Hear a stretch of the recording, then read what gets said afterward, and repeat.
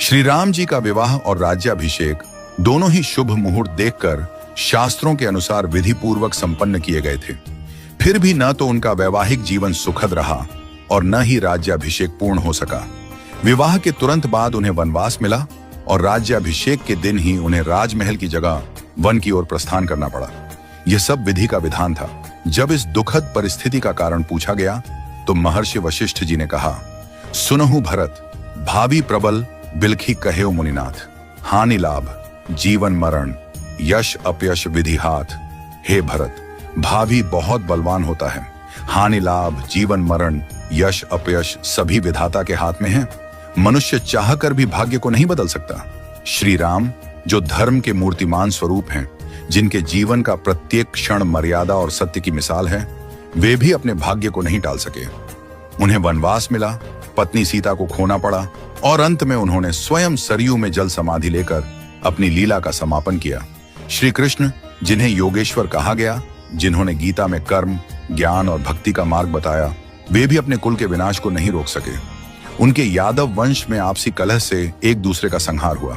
महादेव शिव जो महामृत्युंजय के अधिष्ठाता हैं, वे भी अपनी प्रिया सती की मृत्यु को नहीं रोक सके। त्रिकालदर्शी होकर भी वे विधि के विधान को नहीं बदल सके। रामकृष्ण परमहंस जिन्हें दिव्य सिद्धियां प्राप्त थीं और जिन्होंने हजारों लोगों को ईश्वर का मार्ग दिखाया, वे भी कैंसर जैसी बीमारी को नहीं रोक सके। उन्होंने कहा था, यह शरीर नश्वर है, आत्मा ही अमर है। रावण जिसके पास अपार बल और ज्ञान था, जो शिव का भक्त था, वह भी अपने अहंकार के कारण नाश को नहीं टाल सका। कंस जो जानता था कि श्री कृष्ण उसका अंत करेंगे, फिर भी विवश था। इन सभी घटनाओं से यही सिद्ध होता है कि मनुष्य अपने जन्म के साथ ही जीवन और मरण, यश और अपयश, लाभ और हानि, स्वास्थ्य और रोग, शरीर का स्वरूप, परिवार, समाज, देश और स्थान, इन सब का निर्धारण करके आता है। मनुष्य को यह भ्रम होता है कि वह सब कुछ नियंत्रित कर रहा है, लेकिन वास्तव में सब कुछ ईश्वर के संकेत से ही चलता है। इसीलिए साधक को चाहिए कि वह मन, वचन और कर्म से सहज, सरल और सदाचारी बना रहे, सदैव प्रभु का स्मरण करता रहे और अपने कर्तव्यों को श्रद्धा और निष्ठा से निभाए। मुहूर्त न जन्म के लिए तय होता है, न मृत्यु के लिए। जब जन्म और मृत्यु ही निश्चित नहीं होते, तो बाकी सब कुछ क्षणिक और अस्थायी है।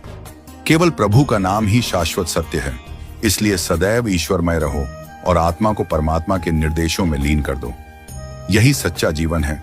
नियति को स्वीकार करना और प्रभु में समर्पित रहना। हमेशा अपना कर्म करो और बाकी सब कुछ प्रभु के ऊपर छोड़ दो। वही सब करने वाले हैं हम।